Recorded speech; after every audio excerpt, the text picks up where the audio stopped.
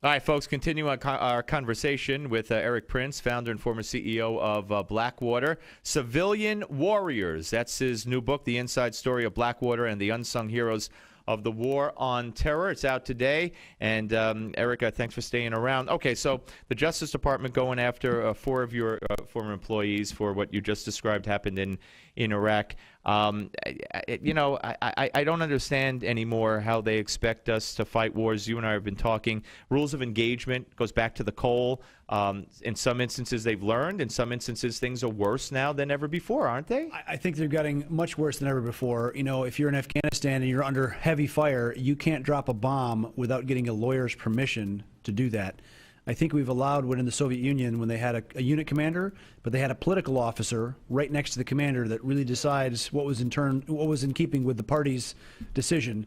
That's what we really allowed lawyers to become as we're trying to fight a war. It hamstrings the guys from getting a job done. If we had to do this in World War II, you never would have been a SEAL. I would never have been around here, and we'd all be talking German in this country. It would be impossible to fight a conventional war with that kind of hamstringing yourself. My God, we bomb cities, and now, you know, God forbid, civilians get killed. But it's a shame. But it's a war, and people, I think, just like they've dumbed down and you know, changed the definition of so many things and so many expectations.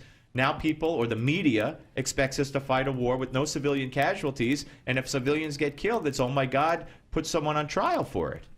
It's a heck of a way to work it, and you know, the U.S. government has mastered the most expensive way to wage war as well. And I make the case towards the end of the book that I think it's time to actually cut the defense budget and the intelligence budget. There's plenty of room to do it, because I think the greatest threat to American liberty is an overbloated government that continues to spend us off into oblivion, and make that compromise between the left that wants to protect social programs, maybe the right wants to protect some of these defense programs. I say they all got to be cut, all have to be reduced, and there's more than enough room to make the military much more efficient, even more effective if it's a little bit smaller than it is now. What's the future of companies like Blackwater, civilian companies that assist during times of war? Look, private contractors go back literally to the founding of the country. As you sit around your table for Thanksgiving dinner, think about a contractor like John Smith or Miles Standish. They were private military contractors that came and built the Continental Army. I'm sorry, that built the colonies, which grew into America. Private sector will always have a role, and they can have a key role now by giving a private sector price reality check. How much something should cost to keep a man in the field, to do a good or a service, compared to government monopoly doing it versus private sector. I would always tip on the private sector getting it done right first. But I'm referring more to the scrutiny, the scapegoating your company has come under, the Justice Department going after the 4 former employees. All of that bureaucratization and prosecution and persecution has a very chilling effect on people that are willing to step forward and do it. I mean, I kind of write the book as a warning to the next entrepreneur that hears the alarm bell ringing and starts running to say, my country needs me, I'll help. Be careful, because the hot air that comes from Washington can very quickly turn into a blowtorch, and it will burn your business. All right, you've been doing the media circuit. Today you had mostly fairly fair media. I would like to think this was fair and news. The media played a big part in helping to make you know, your company, your former company, into a villain.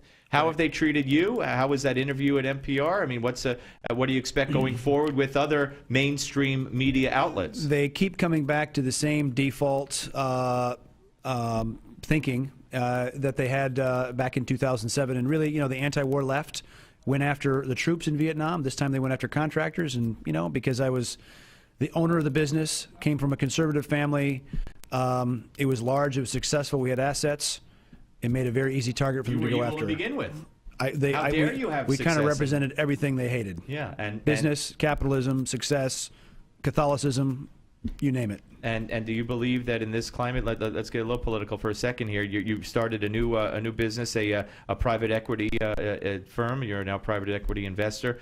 Plug the firm and talk about it a little bit. Sure. I started a company called Frontier Resource Group, and we do investments in energy, mining, agriculture, and logistics opportunities in Africa. Kind of taking the know-how we built in how to operate in difficult places on a firm fixed budget in places like Afghanistan. But if we can do it there, we can make things work in Africa from an investment perspective as well. All right. Now, in this current climate, when you hear a commander-in-chief talk about the fact that, well, now they're denying it, but that Karzai, now that I'm seeing there's a last-minute hitch that threatens the Afghan deal. Karzai wants to delay the agreement with U.S. troops. They may want an apology, saying we've done wrong in Afghanistan. We have a president who has said he doesn't like the word victory when it comes to Afghanistan, and we've heard from our administration that the Taliban's not our enemy.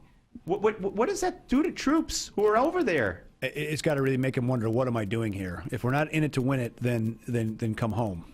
But, you know, unfortunately, the U.S. has done not a very good job of building that capacity in the Afghans. They built some good units there's some Afghans that will fight valiantly, but with no logistic support, no combat support, so those units will quickly run out of the stuff they need to sustain themselves. I hate to say it, that the Russians actually built a better Air Force in the 10 years that they were there than the U.S. has, with all the money that they've spent in Afghanistan since 2001. And when you hear about the fact that we're going to keep thousands of troops there, I mean, after this president insinuated again, like you could keep your doctor and your insurance, that they're all coming home, do you think it's a good thing that we maintain 5,000–6,000 troops as a security force? Well, the number I saw for next year, the DoD is budgeting $2.1 million of cost per trooper to keep in Afghanistan. So if that number is true, it is a ridiculously high, staggering number. Yeah. And I know the private sector can do it less than that. And I'm not trying to pimp for the private sector doing it. Yeah. It's just that it sounds like a lot of money. There has to be some cost sanity brought to doing that. But is it good from a policy standpoint to stay there, keep a presence there, or just get out at this point? It's a shame that there has not been better capacity built in the 10 years that we've been there. It's time to start forcing the issue, to force the Afghans to stand up and get organized. If Karzai knew that the enemy was at the gates, he wouldn't be running his mouth about demanding an apology. Right, yeah. He'd be happy that the U.S. was there, still protecting his rear end. The book is Civilian Warriors. They truly are, folks. The Inside Story of Blackwater, and the author Erick Prince, founder and former CEO of Blackwater. Great to see you. Good luck with your new venture. Appreciate and I know you'll be very successful with it. All right, folks, we're coming back. Still a big half hour ahead right here on the Steve Malzberg Show. And if you want to